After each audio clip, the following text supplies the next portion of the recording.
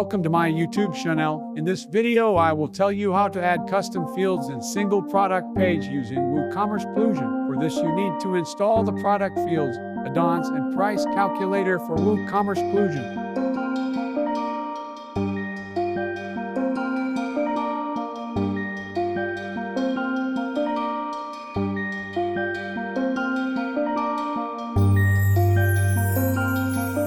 When you install and activate the plugin, go to Products WCK Fields. Let's click on the button Add New.